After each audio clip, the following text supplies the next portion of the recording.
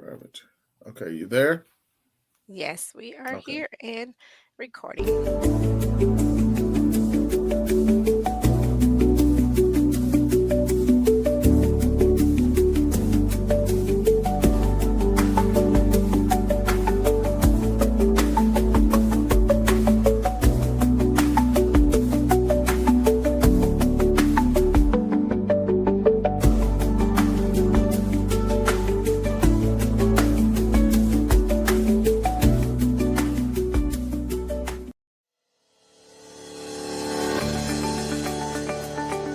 Welcome to Power Fridays Live, the channel that aims to make a difference in the world through transformation, spiritual growth, and for entrepreneurs. Our vision is to empower individuals to live their lives with purpose and to make a positive impact on the world. We believe that power and purpose are the driving forces behind success and fulfillment in both personal and professional life.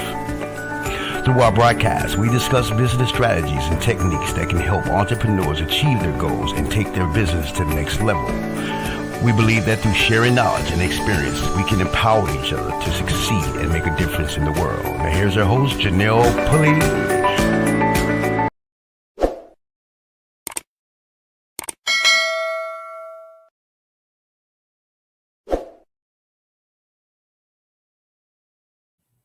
Hi, welcome to Power Fridays Live, and I'm so excited to be with you this evening with Mr. Nathan Lee, founder, principal of NLA Consulting. How are you doing this evening, Nathan? Doing fine, Janelle. Good to see you. Great to see you too. And this is part 2. I shared with you. I said, we've got to have you back. We've got to have you back. So thanks so much for being available. I know you could be anywhere in the world this evening, and we do appreciate you being here with Power Fridays Live. And can you tell the listeners a little bit about yourself, just to recap for those who don't know you? Oh, well, my name is Nathan Lee. I'm the owner and founder of NLA Consulting and NLA and Associates. We basically deal with consulting, insurance, and a variety of other business entities that we support and work with throughout the country. Well, I thank you so much. You're my mentor, I must share. And we've had a great relationship, and you've helped me with my business over the years, and you provide great consulting. Let me tell you, I do Thank you. appreciate that. And so we can grow, grow, grow. Now, I know tonight with the conversation about the economy and the Trump effect. Yeah, We know about the Oprah effect. That helped people make money, and Oprah helped create millionaires. yeah. Now we have the Trump effect. Talk to me, Nathan. What's going on? What's going on? How can the regular American leverage here, being it's National Financial Literacy Awareness Month? How can that American that goes to work every day, works hard, puts in their 40 plus hours a week, feed themselves and a family in this day and age? Well, we're dealing with Trump 2.0 now, and the problem is that people, you see what's happening with the stock market. One day it's up, one day it's down. You see what's happening with food prices, with trade situations all across the world. And so the natural tendency is for people to panic and wonder, how am I going to survive this? What do I need to do? What kind of things will I have to get taken care of in order to just be able to make it the next 4 years? And so basically what we talk about is survival skills and things that are necessary to survive this Trump effect, as we put it, so that people can feel a little bit more at ease. It's not going to be perfect. Things go up, things go down, things will change. But if you can take some of the key elements and the key factors in your life and put them in a position where you don't have to think about it every day and make your decisions based upon what's happening at that moment, it'll make life a little bit easier and make people feel more comfortable and be better able to survive as they move forward. Well, I love it because a lot of people are saying that they want to sell their home, go live on a farm so that they can grow their own food and raise their own chickens to have their own eggs. And is it really that extreme that we need to do that? No, it's not. It's not that extreme. As a matter of fact, if a person has a plan, has a plan as to how to go about handling the day-to-day affairs of their life, and if they stick to that plan and recognize and realize certain things are going to happen, there's nothing you can do about it. There's nothing you can do to change it. There are no quick fixes. So you have to learn how to be able to ride the waves as they are. But if you ride them with knowledge as opposed to reactionary actions, then you're going to be better able to survive, and you're going to be in a situation that you don't have to worry about what's going to happen tomorrow. The answer is not moving to Canada. The answer is not going to another country. The answer is not going to a farm and falling off the grid. Those are not going to solve your everyday problems. And that's what we're going to talk about today. Things that you can do to position your life and your household in a position that it doesn't get affected like a leaf in the wind. Every way it blows, you're going that way. Okay, well, we're going to get started, and we are Nathan Lee presenting the economic survival with the Trump effect.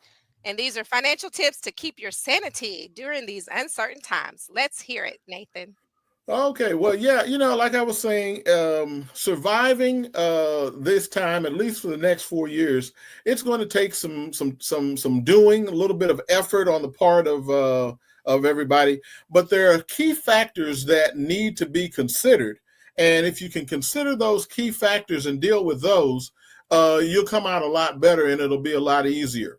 The 4 areas that we recommend and we talk to people and our clients about are key areas of life that you want to secure. And those are your income, your home, your savings, and investments. Everybody has 1, 2, 3, or 4 of these. Some people don't have as much in savings. Some people don't have as much investments. But everybody has to have some aspect of these in order to be able to live. So the key to surviving is to be able to protect those areas of life that you have. And so we have some strategies that we teach our clients to be able to survive and be able to deal with these particular key areas of life. The first one that I want to talk about, and that's one that Janelle, you and I talked about, is income. Right. Where does your money come from? That's real simple. A lot of people out here have jobs. It's important to have a job, but you need to plan. If your job is shaky or you're not comfortable with that job and you're concerned, now is the time to start talking to friends and family and neighbors about finding another job, finding additional employment. Maybe it's a second job. But you don't have to rush into it. You take your time. You have your resume prepared. You send those out while you're working. It's not an issue. It's not a problem. You are able to do it in your own time frame. Some people have Social Security or some other form of assistance. And as you know, with what Trump is talking about, and some of them talking about what they may or may not do with Social Security as far as cutting Medicaid, stuff like that. So if you have that, you don't need to panic and go, oh my goodness, just look at ways that you can supplement that. Maybe with another part-time job. I don't even want to use this as a meme, but Walmart or some other place where you can, work a few hours that will supplement your Social Security. And it's best to do that kind of thing when you are not in a situation where you have to have that money. Right. When you can take and earn that money and be able to put it away, save it, stash it away. If you have other skills, freelance gigs, there are hundreds of them on the internet. People are always looking for somebody to do a specific job. Well, if you have a skill in say accounting or bookkeeping or taxes or whatever it is that you can do, put yourself out on the internet so that people can see that there is an opportunity, there's a person that can do this for me, and you'll earn money that way. That's Right. another way to get your income up. Right. And that's how I do now with the freelance gigs. I'm an administrative assistant for some people, and they call me to say, "Hey, I need this contract. I need this information. Can you type this up for me? Can you look at this? Can you look at that?" And it's easy money whenever you have the skill and the know-how. It definitely is. I have a back office that does the same thing. So it's real easy. And you look at the little small companies, the plumbers, the carpenters, the electricians, that 1 or 2 man shop. They don't have an office and a secretary and all like that. And to be able to provide the back office support, notary services, contract review, those are the kinds of things that can help generate you $10, $20, $50, $100 a day, and you don't even have to leave your house as long as you've got, a computer and internet. But another thing that people have, pensions. A lot of people are worried about their pensions now, especially because of the simple fact that with the changes that Trump is making to certain areas, pensions may be in danger. So again, if you're getting your pension, you don't have to panic. You can supplement all of these things, jobs, Social Security, and everything else with freelance gigs and things like that. You and I were just talking about the stock market and investments, and a lot of people think, "Oh my goodness, the stock market is there go my 401k." It's now 101k, Nathan. Yes. For some people. Yes, that is true. So it's important to realize that the stock market is going to make changes. It's going to go up. It's going to go down. Your 401k is not going to disappear overnight. Yes, you may lose or you may not earn as much as you have been earning, but you still are going to maintain the biggest portion of your 401k. So now is not the time to go and say, "Okay, I'm going to draw it all out," or I'm going to take the money and run. You really have to realize, if you can meet your daily obligations and your monthly obligations as you are now, don't panic. Just add to and supplement that monies in such way that you are able to use it in the future. But somebody's lost $100,000, Nathan. Yes. Yes. And that some people lost $7,000. And in their lifetime, if they're in their 50s, will they be realistically able to recover? They may not be able to recover to where they were before this Trump effect took effect. But the key is, now is the time to start adjusting your life so that you can live on less money than what you thought you were going to have. Yes, but if you think about it, if someone lost 100,000, that means that they had a considerably more in their 401k, because they didn't lose all of it. So Right. they lost a portion of it. So you've got to realize that they still have monies. And now is the time that you want to look at these other key areas that we're going to talk about, so that you're able to adjust how you live and adjust what you do so that you don't lose that money and you are able to live on the monies that you have.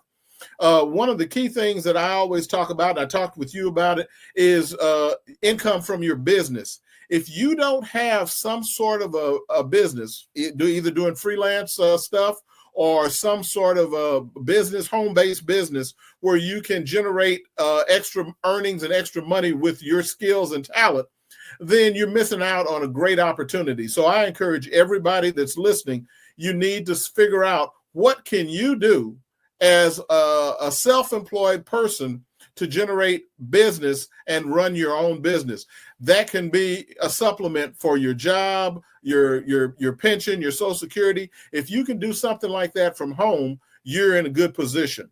And so what we're going to do is we'll talk about, like I said, those 4 key areas. Income was just one of them. That's money that's coming in.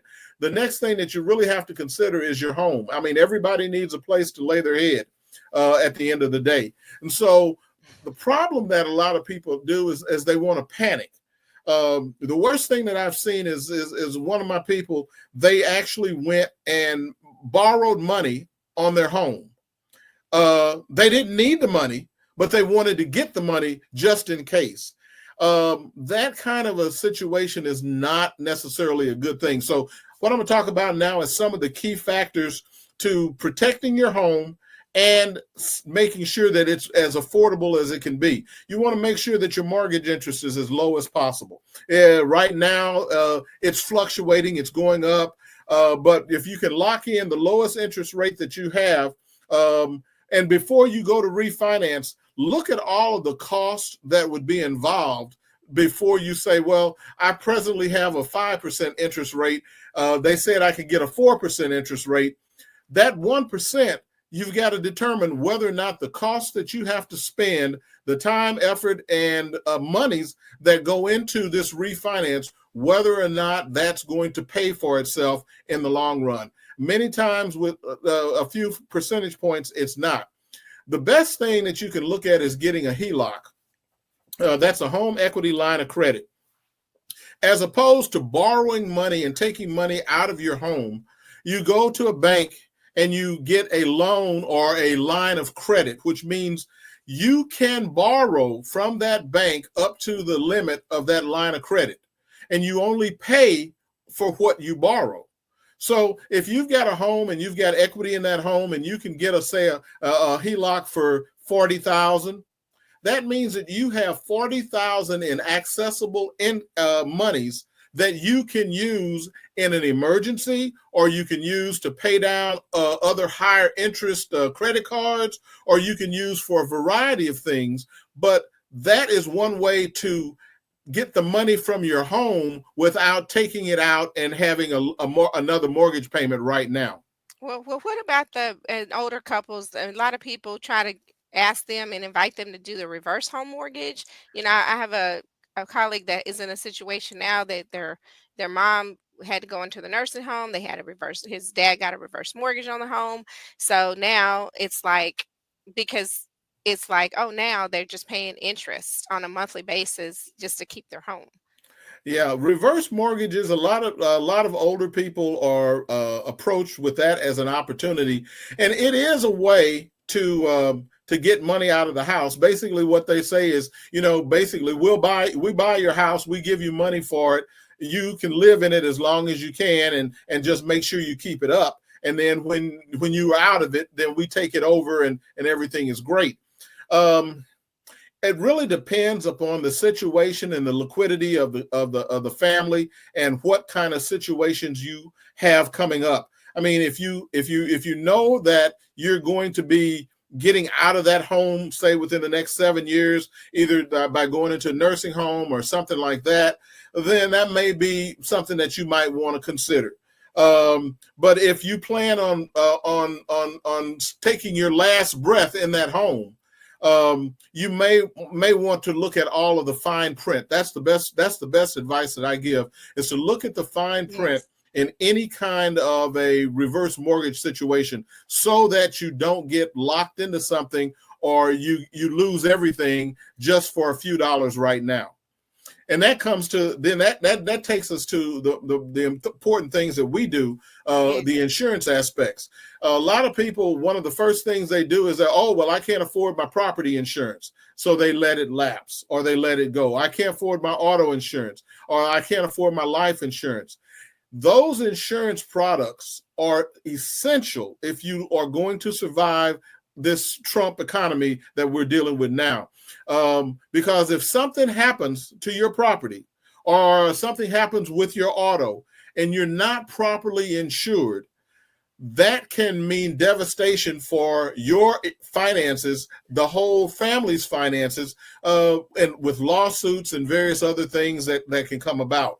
So having the proper insurance on your property, your home, even if you're renting an apartment, the proper insurance on that, those things are essential. Auto insurance, it's essential. Now, do you need the most expensive, the largest amount? No, not necessarily, but you do need something that will protect you based upon the area that you live in. And Right. then And I found out that when I was in a car accident and I thought I was going to go to get my, medical stuff, I didn't have med pay on my insurance policy. Mhm. And I was furious. I was livid because having had med pay, I would have been in a different situation of getting the medical needs met. Yes, yes. And that's why it's important. I mean, I know that we live in a society where you can go online and do everything yourself. You can go online and buy homeowners insurance. You can go online and buy auto insurance.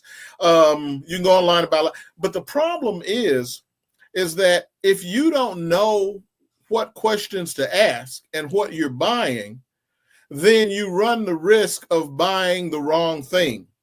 It's sort of like thinking of it this way. You need to have your appendix removed. And you can go to a medical supply store and buy the scalpel and buy bandages and buy the antiseptic and all of those things. But you're not a doctor. So you wouldn't try to remove your appendix. You say, look at me and say, that's stupid. Well, it's the same way with buying insurance products that you don't know anything about and you're not in that business. The value of an insurance agent is immense when you talk about getting what you need, and because you now have somebody that can look at your situation, talk to you about it, and then help you make a determination. That's just like life insurance. A lot of people buy life insurance and they don't know the difference between whole life and term life or UIL or something like that. And what happens is they go, oh, well, I can't afford insurance. It's too high. Well, right now is the time that everybody should have some sort of life insurance, whether it's whole life insurance or term life. And especially with this Trump economy, now is the time to buy additional term insurance to protect the things that you have. Because if something happens to the main breadwinner, which in two family homes now, two income households, everybody is a main breadwinner, so to speak. So if Yes. something happens to either one, either you or the wife or you or the husband, it's essential that there is some insurance monies available to help supplement that person's income, because right now everybody is basing everything on a two-earning household, a two-income household or more. And that's what So I learned, that it's best to live off of one income in a two income household, if at all possible, to budget your life if that at way. all possible, that is exactly correct. If you can do that and put the other monies away, either in investments or something like that, that makes it a lot easier for you to move forward. And if you have enough life insurance to take care of the things that you need, and the best way to do that is, like I said, with term insurance right now, whole life is great for forever. That's what's going to take care of your final expenses and bury you. But term insurance is designed to protect things like the kids' college education. Well, you may be planning on paying for your daughter's education when she gets older, but if something happens to you, you can't. Well, a term policy can cover that for you because you know that's an expense that's coming up. And so you get the policy that you need with the amount that you need, so that when that time comes about, if you're not alive to be able to take care of it, there's money set aside for it. And then there's something new that's out, or not relatively new, but it's Yeah. income protection insurance. That's available now for jobs that it didn't used to be. It used to only be white collar jobs where you could get an insurance that if you got laid off or fired or the business downsized, you would be able to get some money, some income. But now that's available for a lot of other jobs. And again, you can go online and ask about it, but by dealing with an insurance agent, you come up with a better situation. Now, that's just the home. That's just protecting the home. But you got Right. to realize there's the others.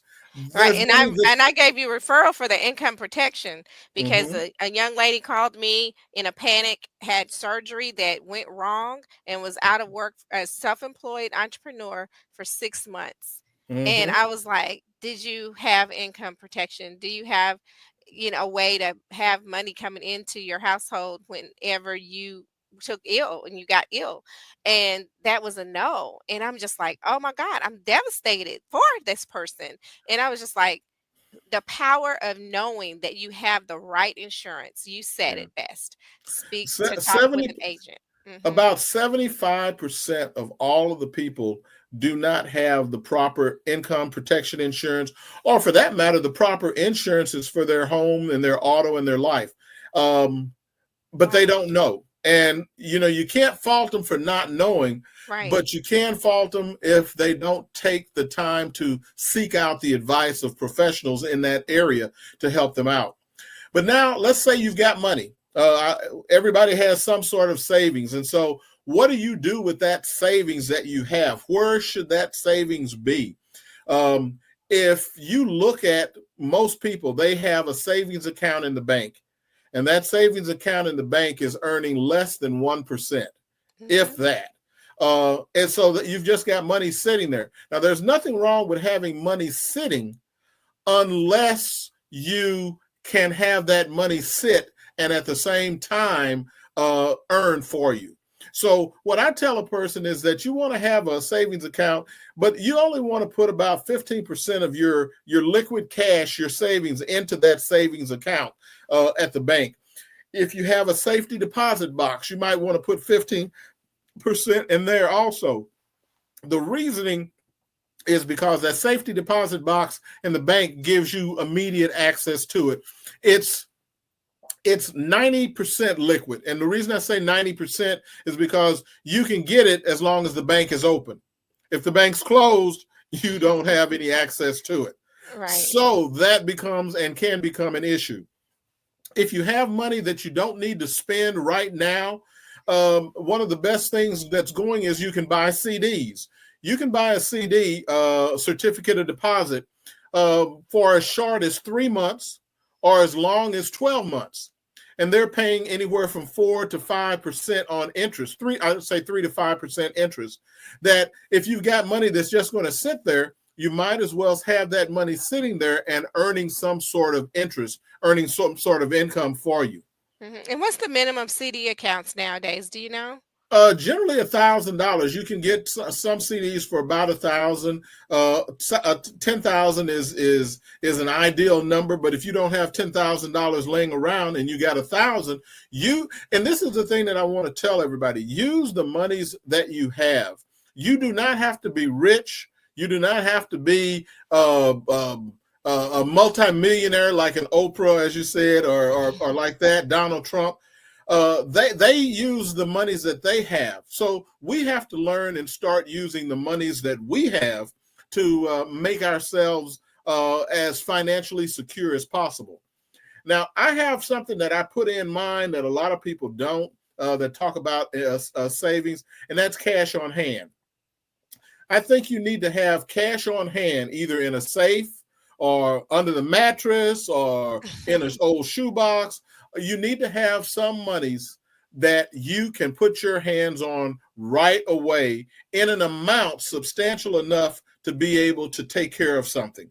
Because if something happens, and God forbid the banks are not available and you can't get into the computer or the internet goes down and we don't have the savings books that we used to have back when I was young. You have this little book and they write into it every time. We don't have that. Everything is digital. Everything is online.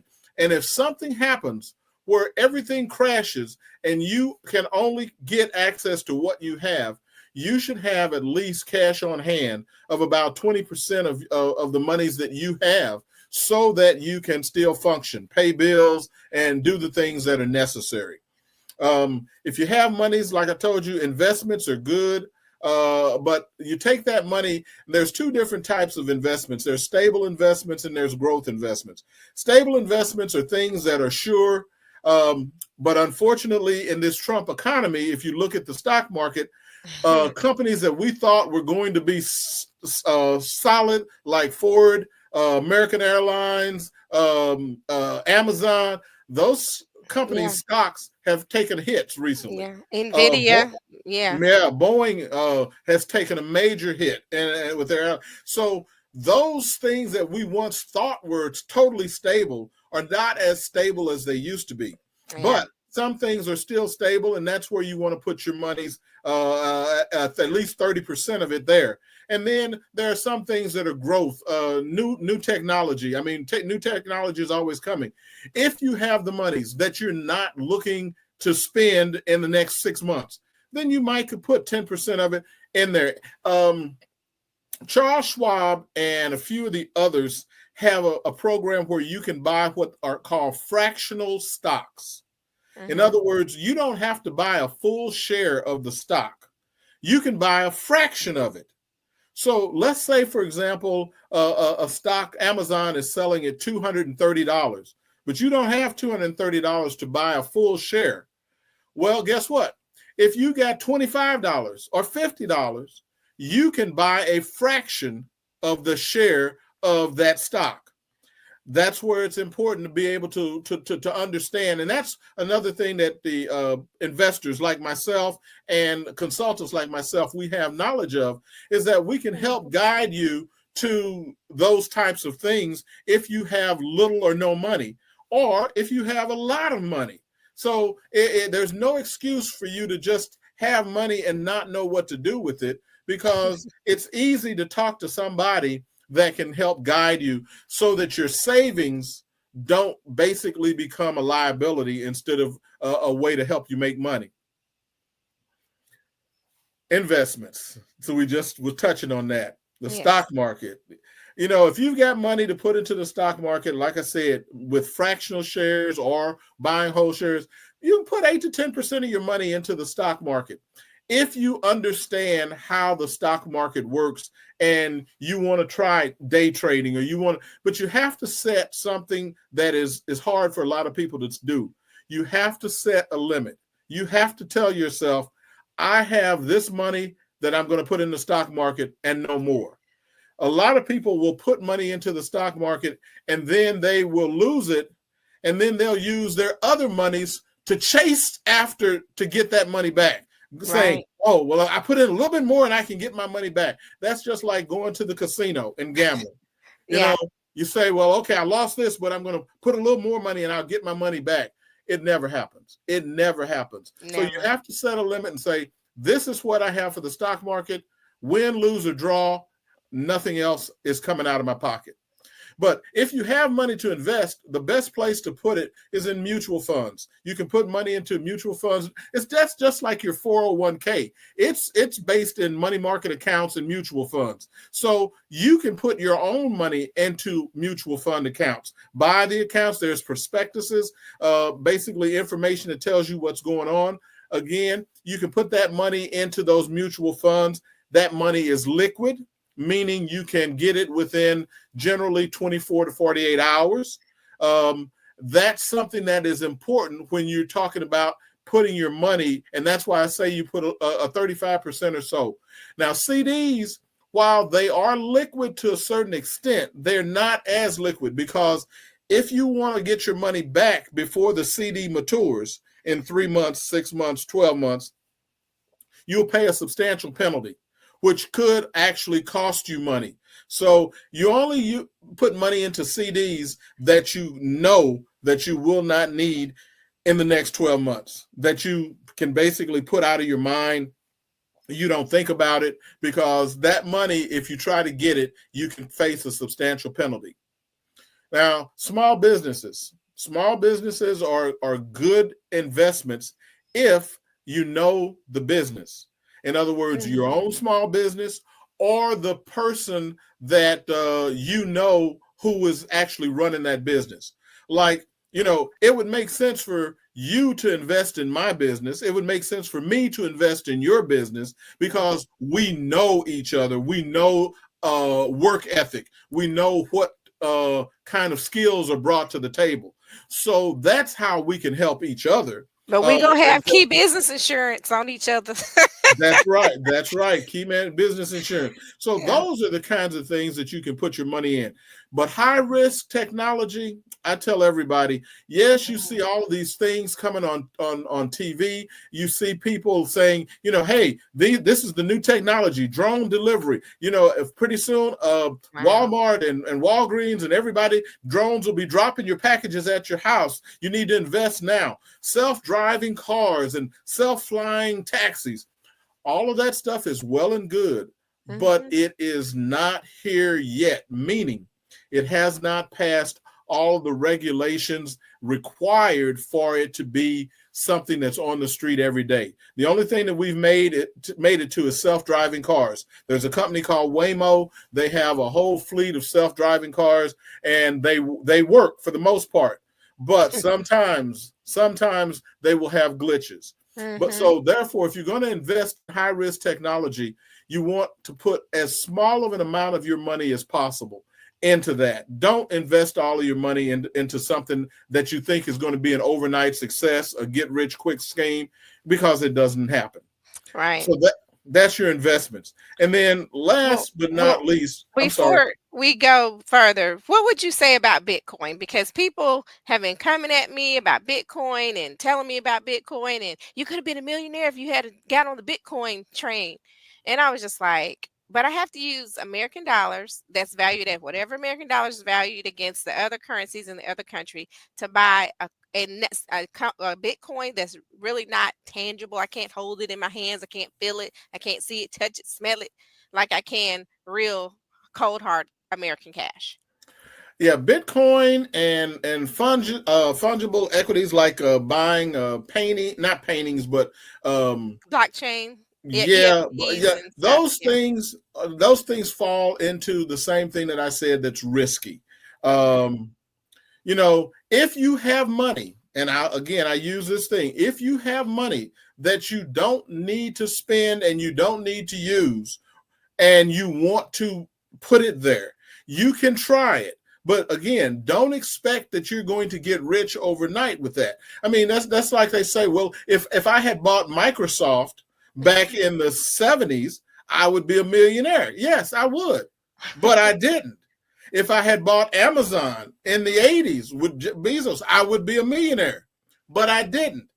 And you've got to come to the realization that everything that you could have done that would have brought you to a different position now was risky. And you have to take only the chances that you think are valid and viable for your lifestyle. Yeah, if I had extra money, or if you have extra money and you want to try Bitcoin, or you want to try some of these high-risk stocks or high-risk things, then by all means do it. We're not saying don't. But if you are planning on being in a position to survive this economy, you have to temper those desires with practicality. And that practicality says you invest in things that you know that you're going to get a return, or at least your money back, as much as possible, and avoid the things that won't.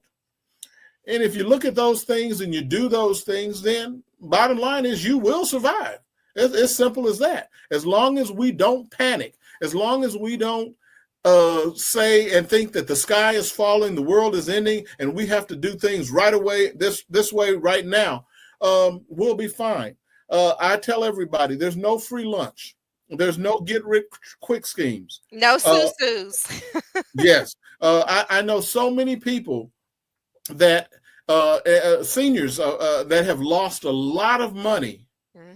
And you talk to them, they don't want to admit to it. They don't want to say anything about it. But when you break it down and you get down to the bottom line, it was because they thought they was going to get something for nothing. They thought they were going to get rich overnight. Now, there are some con artists that talk seniors into giving money with fear that, okay, you know, your bank account has been jeopardized, or your kid is in danger and stuff like that. I'm not talking about those people. Those people lost their money because they were conned by somebody who was unscrupulous and took advantage of them. The people I'm talking about are the people that have lost monies, substantial amounts of money, because they thought, I can invest this money today and I can get a return tomorrow that's going to double my money. And they try it with a little bit of money with this con artist. And the first time they do it, oh my, their money doubled. And that was only 500. Now they got 1,000. And they think in their mind, oh, well, if I put 100,000 in, I'll get 200,000 back. It doesn't work that way. There's no get rich quick scheme. There's nothing that supplants or takes the place of hard work. The other thing that I tell people and my clients is that you want to avoid as many money wasters as possible. Again, I am Yeah. not against any of these things, but I have to tell you, things like the lottery. Okay, the probability of you winning the lottery is next to zero. Okay, it's an astronomical large number that you're going to win the lottery. Now Yeah. you ask yourself, it used to be $2 in the United States for the Powerball and all of that. Now it's gone up to $5. What? Yes, it is Oh now my gosh. $5 to buy a lottery ticket. So Oh my gosh. So I didn't imagine know. if you buy one lottery ticket every day, that's 5 times 7. That's $35. Times 52 weeks. Yes, okay. So now that money could have gone into some sort of a savings. So that's something that you want to think about. Cigarettes. I'm not against, some people are addicted and they smoke, they've tried, they can't not smoke. But if you are doing it to just be cool and to show off, cigarettes are now well over $4 and $5 a pack. In some areas, they're $6 and $7. I've heard a pack. Wow. And if you're smoking a pack or 2 packs of cigarettes a week, again, that's money that you could have saved and went into helping you survive this economy. Fast foods. People buy their lunch. Most people that work, they'll spend over $50 to $70 a week in lunch, buying lunch and coffees and drinks and stuff like that. Make your lunch. Yeah. Take leftovers. You can do that. Brown bag it. That was the way it was for decades until all the fast food places came about. But if you can, avoid as much eating out and fast foods as possible. Every now and then that's a great treat. You and the wife, you and the husband go out. But for the most part, make and use the monies that you have to buy foods that you can cook at home and have leftovers so that you don't have to buy lunch and you don't have to put yourself with fast foods. Yeah, because $20 at the grocery store goes a longer way than one meal. That's right. You can spend $20 at the grocery store and actually have a meal for 2 people for 2 days. Now, if you want to know more about it, you can reach out to me. Janelle will have my information, and I'll tell you how to do that. Well, you're going to post it. We're going to post your I should have done that. Yes. And then the last thing, liquor. Okay, I am not opposed to drinking. Drinking is fine if that's what you wish to do.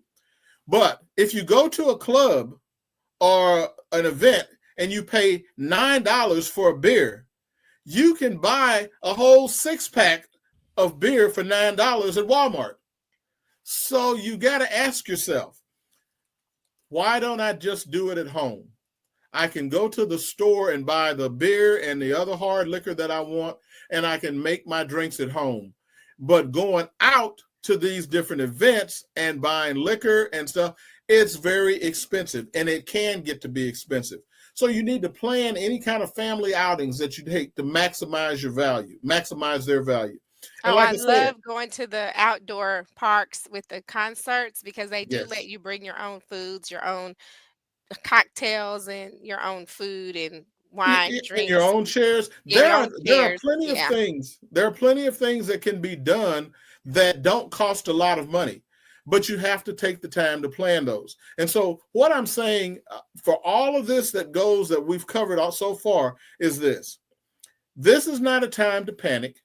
It's not going to be that bad forever.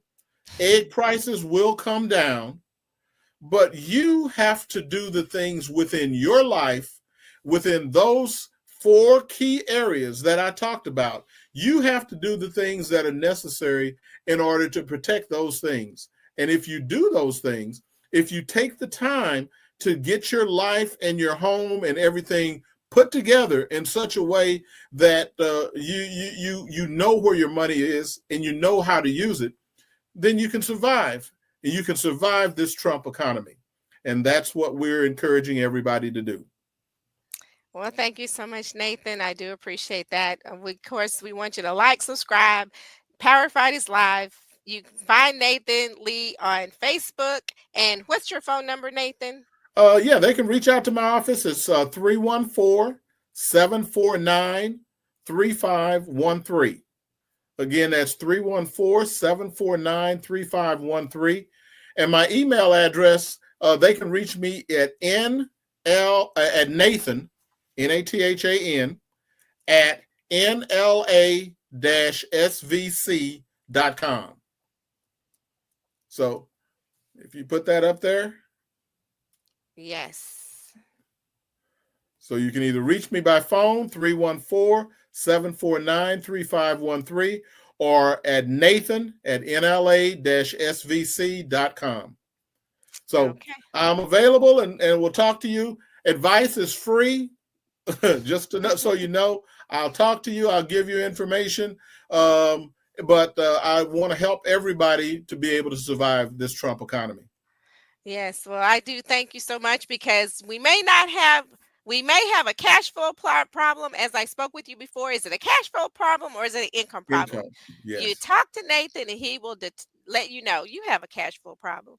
Oh no, you have it. You have an income problem. And there is a difference between having a cash flow problem and having an income problem, folks. Yeah. And both of them can be fixed. Both of them can be fixed with just a little effort on your part and a little knowledge that you may not have that we can share with you. And what's our favorite word today? Plan. Yes. Plan, don't panic. Plan, don't panic. Plan, don't panic. And I love the conversation today, Nathan. I feel much better about my future having had this discussion with you today. You know, I'm going to circle back with you on a couple of things. I have my daughter already set up with a investment that I did for her when she was born. I have whole life insurance on her. We're looking at the $1 million baby plan for her. And there's a lot that I'm looking at, making sure that the person who, if something were to happen to me, has a need to take care of her, they will be able to have the money and the funds to do so. So thank you so much, for letting us know that. And do reach out to Nathan. There's his phone number. There's his email address. We do thank you so much for joining us tonight. And as we always say here on Power Fridays Live, be, do, and have the greatness that you desire, because the greatness is in you. Take care and be blessed, everyone. Have a great weekend. Thanks, Nathan. All right.